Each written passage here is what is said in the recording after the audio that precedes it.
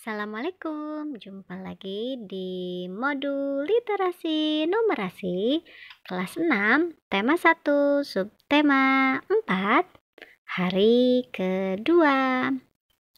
Selamat pagi siswa kelas 6, semoga kabarmu baik hari ini. Ayo kita berdoa dulu sebelum mulai, agar aktivitas belajar hari ini bermanfaat dan menjadi berkah ya. Sekarang jawablah pertanyaan di bawah ini. Tulislah jawabannya pada buku atau lembar kerjamu ya. 1.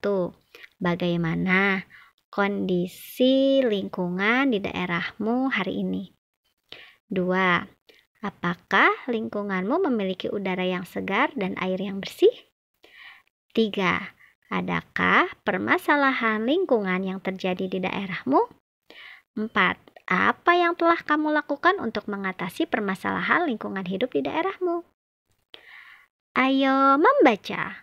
Pada hari pertama, kamu telah membaca cerita pendek tentang kisah monyet hitam bernama Yak. Pada cerita tersebut, kamu juga mengenal orang yang bernama Pak Sartam. Ayo, kita mengenal lebih jauh tentang Pak Sartam melalui teks informasi berjudul Pak Sartam, Pejuang Lingkungan. Pak Sartam, Pejuang Lingkungan. Sumber foto www.mongabai.co.id. Pada hari pertama, kamu mengenal tokoh bernama Pak Sartam, petani dari Gorontalo, Sulawesi yang rela memberikan sebagian lahan perkebunannya untuk dinikmati kawanan monyet hitam dan satwa hutan lainnya. Pak Sartam melakukan hal tersebut bukan tanpa alasan. Ia paham, seperti halnya manusia, satwa-satwa yang hidup di hutan adalah makhluk hidup yang perlu makan. Sebagian lahan hutan telah banyak dijadikan perkebunan. Semakin lama, satwa di hutan akan semakin sulit mendapatkan makanan jika manusia tidak mau berbagi. Sebelumnya, kebanyakan petani yang tinggal berbatasan dengan kawasan hutan menganggap kehadiran kawanan monyet hitam Makaheki sebagai hama perusak tanaman sehingga harus dibasmi. Para petani tidak segan menyakiti kawanan monyet agar mereka tidak memakan buah dan sayuran hasil kebun. Satwa endemik monyet hitam dari Gorontalo Makakaheki. Sumber foto www.mongabai.co.id. Idham Ali, Gorontalo Wildlife Photography. Pak Sartam mencoba bertindak bijaksana. Ia memilih hidup berdampingan dengan kawanan monyet hitam di tepi hutan, sehingga kebunnya selamat dari gangguan satwa liar. Pada lahan perkebunan.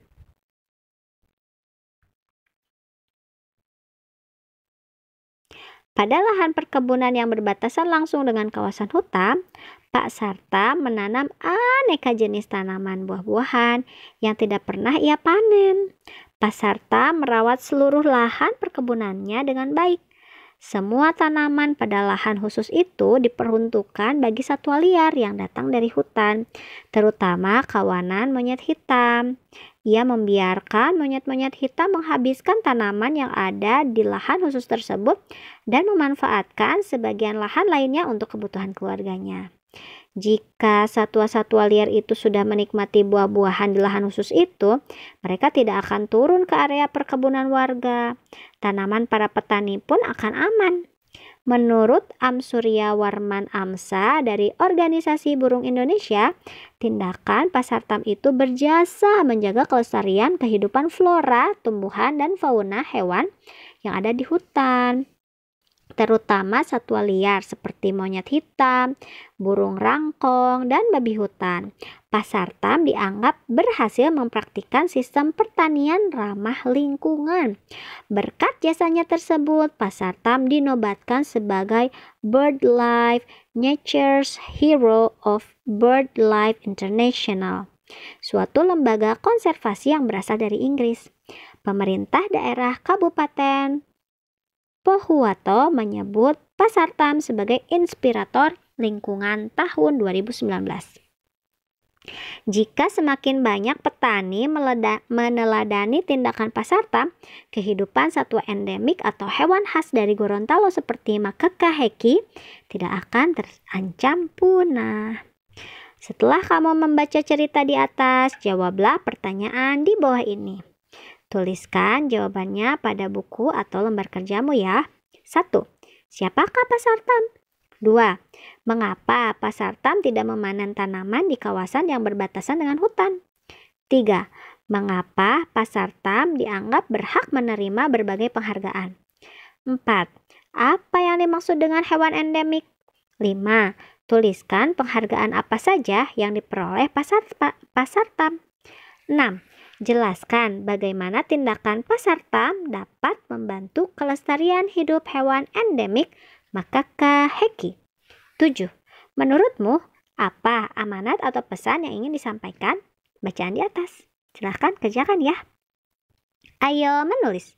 Kamu telah mengetahui bahwa saat ini monyet hitam yang tinggal di hutan Sulawesi terancam punah. Apakah di daerahmu juga ada hewan-hewan yang terancam punah? Mengapa mereka bisa terancam punah? Wawancarailah orang tua atau anggota keluarga yang lain untuk mengetahui masalah lingkungan yang terjadi di daerahmu. Susunlah pertanyaan yang akan kamu ajukan. Kemudian tulislah tanggapan orang tuamu pada kolom hasil wawancara. Kamu dapat menggunakan tabel di bawah ini untuk membantumu menyelesaikan tugas. 1. Daftar pertanyaannya, ini contoh ya. Adakah hewan di daerah kita yang terancam punah? Nah, kalian tuliskan hasil wawancaranya ya. Lalu kalian juga buatlah daftar pertanyaan yang lain. Ayo berlatih. Bacalah kembali cerita pendek hari pertama. Kamu akan menemukan kalimat berikut ini. Yaki boleh memakan rambutan itu sepuasnya. Kalimat di atas adalah kalimat dengan struktur SPOK. Subjek, predikat, objek, kata keterangan atau adverbia. Lengkapi kalimat-kalimat di bawah ini dengan kata, keterangan, adverbia yang telah tersedia. Ini adalah adverbianya ya, ada lebih, paling, kurang, sangat, cukup, amat. Nanti kalian bisa dimasukkan ke dalam kalimat ya, cari kata yang cocok untuk kalimat tersebut. 1. Roni merupakan anak titik-titik rajin di sekolah itu. 2. Hari ini toko di depan rumahku tampak titik-titik ramai dibandingkan kemarin. 3. Ukuran baju yang dibuat ayah untukku titik-titik besar. 4. Ibu membelikan adik boneka yang titik-titik lucu. 5. Hutan di daerah ini titik-titik lebat. 6. Mika mempunyai bahan yang titik-titik untuk membuat kue kesukaannya. Jurnal bacaanku. Jangan lupa mencatat judul cerita yang kamu baca hari ini di jurnal membaca ya. Lalu refleksiku setiap hari setelah selesai melakukan aktivitas belajar literasi, beri tanda centang pada kotak di lembar refleksi yang telah disediakan. Ayo mengira. Di sebuah kebun binatang terdapat 3 jenis binatang, yaitu jerapah, orangutan, dan gajah. Berturut-turut sebanyak 30, 18, dan 28 ekor. Gambar dalam tabel berikut mewakili banyaknya ketiga jenis binatang tersebut.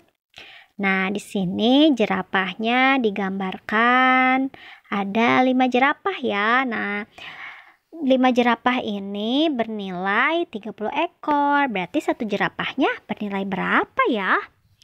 Lalu orang utan. Nah, di sini orang utannya ada 6 orang utan. 6 orang utan ini bernilai 18 ekor. Berarti satu orang utannya berapa ekor ya? Selanjutnya, gajah, ada 4 gajah bernilai 28 ekor. Berarti satu gajah itu bernilai berapa ekor ya? Nah, jika kamu sudah menemukan masing-masing nilai dari satu jerapah, satu orang utan, dan satu gajah, kalian pasti bisa menjawab pertanyaan selanjutnya. Kebun-kebun binatang lain juga memiliki semua atau beberapa jenis hewan tersebut. Berdasarkan keterangan di atas, tentukan banyaknya hewan di setiap kebun binatang berikut. Silahkan ya, kalian jumlah ya. Pasti bisa, mudah kok. Ayo mengamati. Bermain dengan biji salak. Setelah makan salak, apa yang biasa kamu lakukan dengan biji salak tersebut? Tunggu dulu, jangan langsung dibuang. Selain bisa diolah seperti biji kopi, biji salak juga sering digunakan sebagai media bermain yang menarik dikarenakan teksturnya yang keras dan nyaman dipegang. Ajak orang tuamu atau orang yang ada di rumahmu untuk bermain biji salak. Jika tidak ada biji salak, kamu bisa menggunakan media yang lain seperti dadu, tutup botol, atau kerikil. 1. Untuk 4-5 orang, sediakan sekitar 30 biji salak. Nah, kalau kesulitan, kalian bisa ganti dengan yang lain ya. Tugasmu adalah memberikan dan menerima biji salak dari anggota keluargamu sedemikian rupa hingga akhirnya setiap orang memegang biji salak dengan jumlah yang sama. Pada akhirnya, berapa biji salak yang dipegang masing-masing orang? Nah, ini kalian nanti bisa memainkannya ya. Coba tinjau kembali permainan yang baru saja kamu lakukan. Strategi apa yang kamu lakukan agar masing-masing orang segera mendapat banyak biji salak yang sama? Ya, kamu mungkin sempat melakukan beberapa langkah seperti memberikan biji salakmu ke anggota yang lain yang biji salaknya kurang. Demikian juga, kamu mungkin akan menerima biji salak dari anggota lain setelah melakukan beberapa kali transaksi biji salak.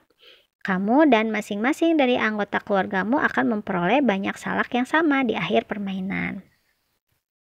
Banyak biji salak yang kamu cari tersebut menunjukkan ukuran sebuah rata-rata atau mean dari sekelompok data banyak biji salak yang dipegang pertama kali. Rata-rata atau mean adalah suatu bilangan yang mewakili sekumpulan data. Nama lain rata-rata adalah rerata, rataan, atau mean bahasa Inggris. Ada 2 cara untuk menentukan mean. Kelompok cara pertama adalah ketika kamu memilih urutan kerja nomor 1, 2, 3, dan 4. Sedangkan kelompok kedua adalah ketika kamu memilih urutan kerja nomor 5 dan 6. Dalam bahasa simbol, kedua cara ditulis sebagai berikut. Nah, ini ada 2 cara ya. Cara 1, jumlah data dibagi banyak data. Cara 2, jumlah sama dengan rata-rata sementara ditambah jumlah simpangan dibagi banyak data. Catatan. Rata-rata sementara adalah rata-rata tebakan yang nilainya bisa diambil dari salah satu datum. 2. Simpangan adalah hasil pengurangan nilai suatu datum dengan rata-rata. Contoh, sebuah toko buah sedang mencatat penjualan mangga Indramayu selama 8 hari. Banyak mangga yang terjual berturut-turut adalah 27, 30, 29, 30, 28, 28, 29, 31. Hitunglah rata-rata banyak mangga yang terjual dalam 8 hari tersebut. Nah, kalian bisa menghitungnya dengan 2 cara. Cara pertama, semua data dijumlahkan, baru dibagi 8. Cara kedua, misalkan rata-rata sementara yang dipilih adalah 28. Jadi, kalian coba temukan kira-kira ada di mana rata-ratanya, begitu ya. Lalu setelah itu, rata-rata sementara ditambah jumlah simpangan dibagi banyak data. Nah, di sini jadi simpangan itu pengurangan ya. Jadi di sini 28, 27, 27 ke 28 dikurangi 28 itu negatif 1 dan seterusnya ya. Jadi hasilnya bisa sama deh. Selanjutnya, apakah kamu masih ingat tentang modus yang kita bahas pada pertemuan 1? Bilangan apakah yang berperan sebagai modus di permainan biji salakmu? Bisakah modus lebih dari 1? Ya, nilai modus bisa lebih dari 1. Sebagai contoh, pada saat kondisi awal permainan, kamu, ayah, ibu, adik, kakak, dan nenek masing-masing memegang 8, 5, 6, 7. Dan 7 biji salak. Maka modus kelompok data ini adalah 8 karena yang paling sering muncul adalah 8 dan 7. Karena kedua nilai ini memiliki frekuensi tertinggi di antara nilai yang lain. Sekelompok data yang memiliki dua nilai modus disebut bimodal. Sekelompok data yang memiliki 3 nilai modus disebut trimodal. Sekelompok data yang memiliki 4 atau lebih nilai modus disebut multimodal. Ayo mencoba. Salah satu jenis reklame yang saat ini mengalami digitalisasi adalah poster. Hampir semua orang pasti pernah melihat poster. Poster banyak digunakan sebagai media iklan, promosi, pengumuman, atau pemberitahuan untuk target yang luas. Saat ini, poster tidak lagi hanya berupa selebaran yang ditempel di tempat-tempat umum yang strategis. Namun, poster juga dapat disajikan secara digital dan disampaikan melalui berbagai media daring. Isi poster biasanya dibuat seminim mungkin agar pesan utama dapat tersampaikan.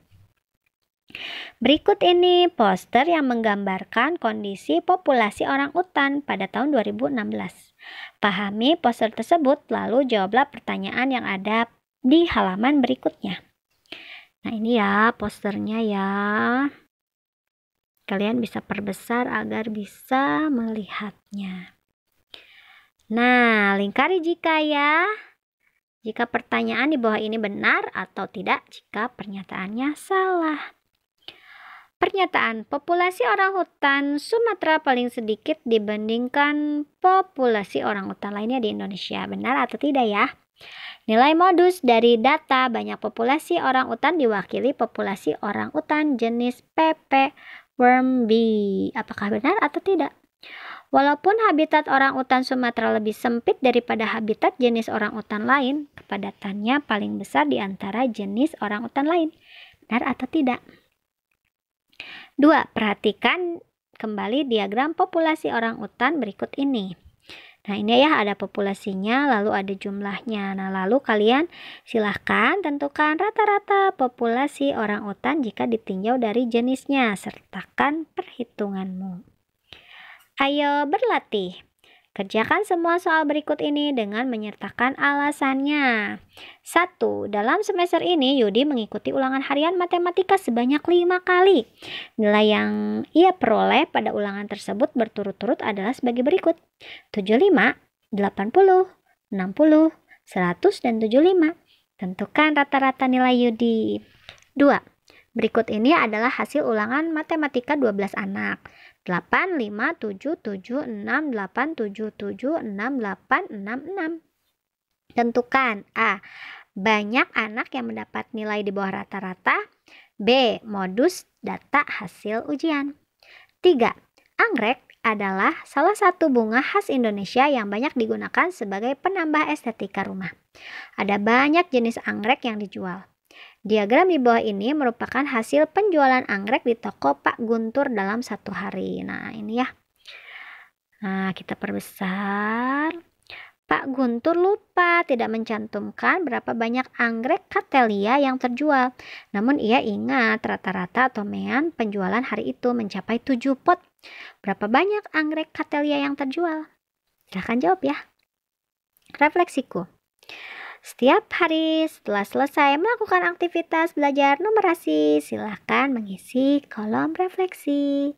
Sekian, wassalamualaikum warahmatullahi wabarakatuh.